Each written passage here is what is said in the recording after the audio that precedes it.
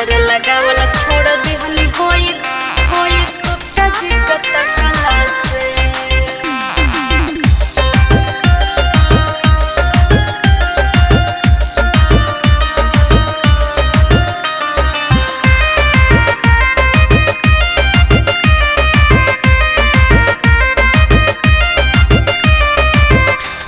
Heroine लेखा लागे तोहर चाल हो, हमरे जिला के तू लागता रुमाल हो,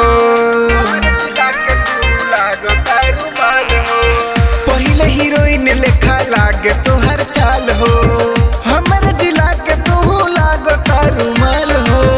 का कोई जानो अब डर लगे एने ओने झकला से, काजर लगावल छोड़ दिहनी होई गुप्ता जी कता कला से।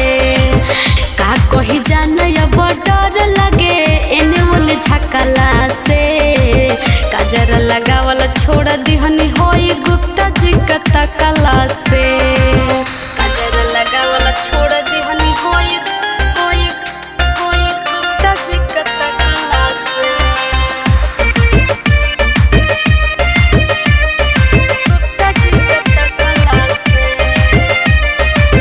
जब जब घरवा से निकली बाजार हो, छेड़ला सलोई का हमके कोही के माल हो, छेड़ला सलोई का हमके कोही के माल हो।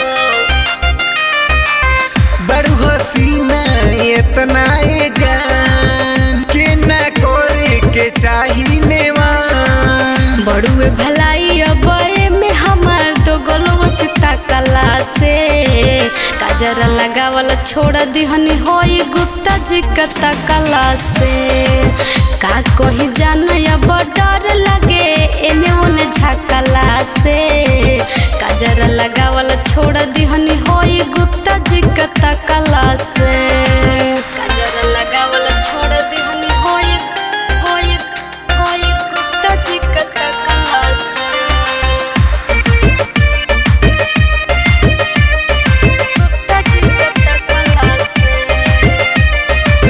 का कही तोहरा से राइटर रजनीश हो, रोज रोज मारता रे ताना रवीन हो, रोज रोज मारता रे ताना रवीन हो। चल उतार के दुपाटा हो, कहियो चल जाई पाता हो।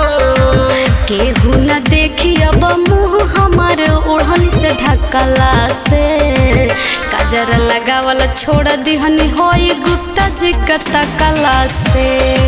का कहीं जानो अब डर लगे एने ओने झकला से, काजर लगावल छोड़ दिहनी होई गुप्ता जी कता कला से, गुप्ता जी कता कला से।